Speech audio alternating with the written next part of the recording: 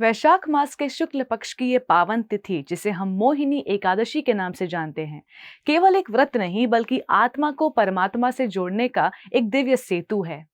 हिंदू धर्म में एकादशी को व्रतों का राजा कहा गया है, क्योंकि ये हमारे मन और इंद्रियों पर विजय प्राप्त करने का सबसे सरल और प्रभावशाली साधन है। मानव जीवन का असली उद्देश्य केवल भौतिक सुखों के पीछे भागना नहीं, बल्कि उस शाश्वत आनंद को प्राप्त करना है जो केवल भगवान श्री हरि विष्णु की भक्ति से संभव है।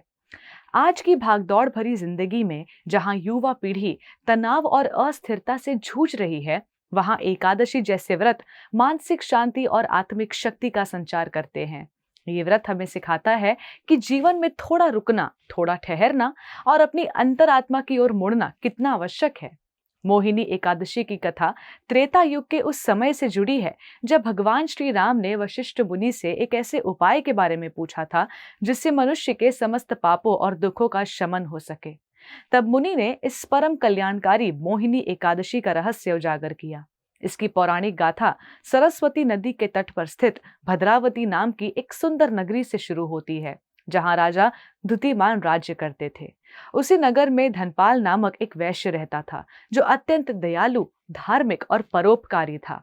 उसने अपने जीवन में प्याऊ बनवाए, बगीचे लगाए और हमेशा दूसरों की सेवा की। लेकिन विडंबना देखिए कि उसके 5 पुत्रों में से सबसे छोटा पुत्र दुष्ट बुद्धि, अत्यंत अधर्मी और दुराचारी निकला।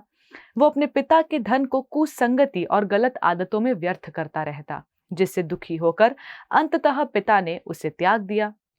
दर दर की ठोकरें खाते हुए जब दृष्ट बुद्धि के पास कुछ न बचा, तो वो भूख प्यास से व्याकुल होकर महर्षि कौंडिन्य के आश्रम जा पहुंचा।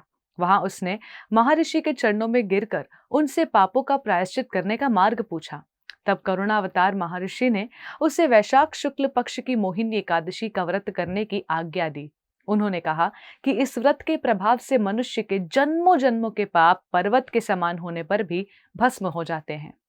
दृष्ट बुद्धि ने पूर्ण निष्ठा और भक्ति के साथ इस व्रत का पालन किया, जिसके फलस्वरूप उसका मन शुद्ध हो गया और वह दिव्य शरीर धारण कर वैकुंठ धाम को प्राप्त हुआ।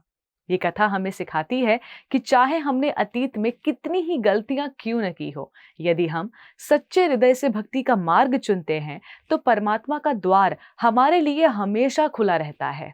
आज की युवा पीढ़ी के लिए मोहिनी एकादशी का आध्यात्मिक संदेश अत्यंत गहरा है। एकादशी का अर्थ होता है अपनी 5 कर्म इंद्रियों, 5 ज्ञान इंद्रियों और 11वें मन को भगवान में एकाग्र करना। जब हम उपवास रखते हैं तो हम केवल अन्न का त्याग नहीं करते, बल्कि अपने भीतर के क्रोध, ईर्ष्या और नकारात्मक विचारों का भी त्याग करते हैं। संयम का ये अभ्यास हमें अनुशासन सिखाता है, जो जीवन के हर क्षेत्र में सफलता की कुंजी है। यदि हम अपने मन रूपी घोड़े को वश में नहीं रखेंगे तो वो हमें अशांति की खाई में गिरा देगा। एकादशी का व्रत हमें यह संकल्प शक्ति देता है, जिससे हम बाहरी आकर्षणों और मोह माया के बीच रहते हुए भी अपने चरित्र को अडिग रख सके।